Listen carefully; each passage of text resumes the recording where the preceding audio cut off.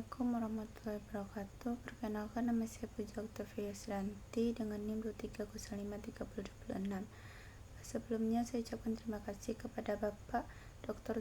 Zulafdal MPD selaku dosen pengampu mata kuliah Ekonomi Sumber Daya Manusia. Baiklah, di sini saya akan mempresentasikan materi mengenai konsep dasar ketenagakerjaan, di mana yang pertama itu mengenai pengangguran.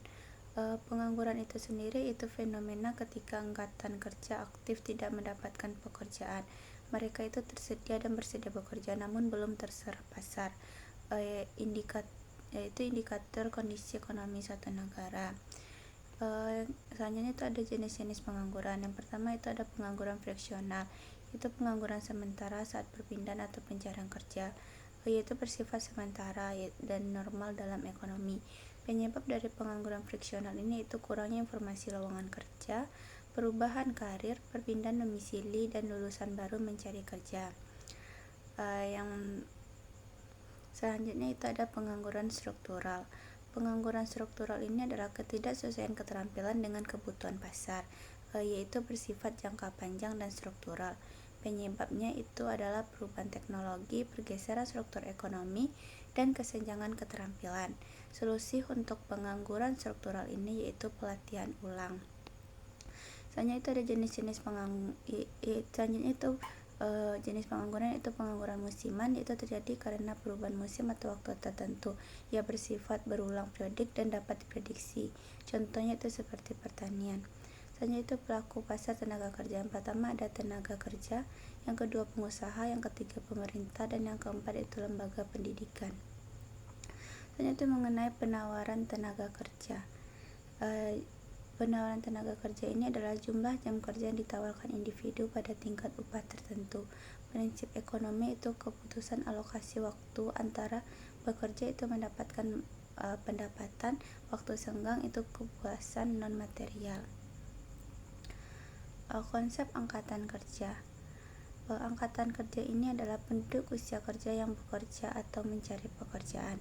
Sedangkan yang bukan angkatan kerja itu orang yang sekolah, mengurus rumah tangga, dan pensiun. Usia kerja di Indonesia itu adalah 15 tahun ke atas. Untuk alat ukur ketenaga kerjaan itu pertama ada tingkat partisipasi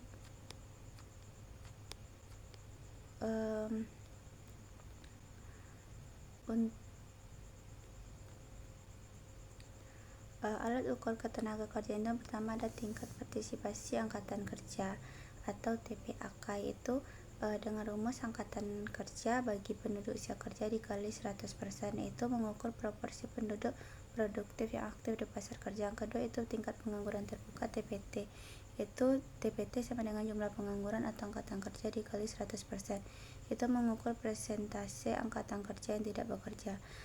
Selanjutnya ada kurva indiferen. Kurva indiferen ini menunjukkan kombinasi leisure dan konsumsi yang memberikan kepuasan sama. Karakteristik itu menurun dari kiri atas ke kanan bawah, itu cembung ke arah titik origin, membantu menjelaskan pilihan individu bekerja lebih banyak atau menikmati waktu luang. Elastisitas penawaran tenaga kerja itu sensitivitas jumlah jam kerja terhadap perubahan upah. Faktor yang mempengaruhinya itu tingkat pendidikan dan keterampilan, fleksibilitas jam kerja, kebijakan pajak, preferensi individu, dan pendapatan dan upah. Permintaan tenaga kerja itu permintaan tenaga kerja itu adalah permintaan turunan, berasal dari permintaan barang atau jasa yang dihasilkan. Jika permintaan produk, maka permintaan tenaga kerja itu naik. Contohnya, permintaan smartphone naik, maka perusahaan smartphone ini akan menambah tenaga kerja produksi. Fungsi produksi itu ada Q sama dengan F dikali KL, di mana Q ini adalah output, K ini adalah modal, dan L ini adalah tenaga kerja. Hukum hasil lebih yang semakin menurun. Semakin banyak tenaga kerja ditambahkan dengan modal tetap, maka tambahan output ini akan semakin menurun. Tahapan produksi. Yang pertama itu ada AP dan tahap pertama itu karakteristiknya AP dan MP meningkat, sedangkan untuk tahapan keduanya itu AP-nya stabil lalu turun, MP-nya positif menurun. Yang tahap ketiga itu adalah MP-nya negatif atau tidak efisien. Tahap 2 ini sama dengan daerah produksinya itu efisien. Hasil produk marginal tenaga kerja itu tambahan output dari penambahan 1 unit tenaga kerja. Rumusnya yaitu MPL sama dengan delta Q dibagi delta L. Nilai produk marginal yaitu FMPL sama dengan MPL dikali P. P ini adalah harga output. Keputusan perekrutan itu tambah TK jika FMPL yaitu lebih besar dari upah. Optimalnya itu jika FMPL sama dengan upah. Jika FMPL itu lebih kecil dari upah, maka perusahaan rugi. Perusahaan produk rata-rata tenaga kerja, yaitu rata-rata output per unit tenaga kerja. Rumusnya APL sama dengan Q dibagi L. Hubungan MP dan EP.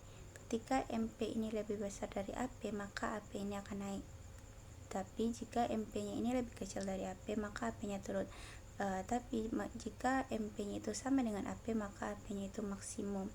Elastisitas permintaan tenaga kerja itu sensitivitas jumlah tenaga kerja terhadap perubahan upah. Rumusnya itu persen dari perubahan L dibagi persen dari perubahan W. Faktor yang mempengaruhinya itu elastisitas permintaan produk output, kemudahan substitusi TK dengan modal, dan proporsi biaya TK dalam total biaya, dan juga fleksibilitas input lain di pasar.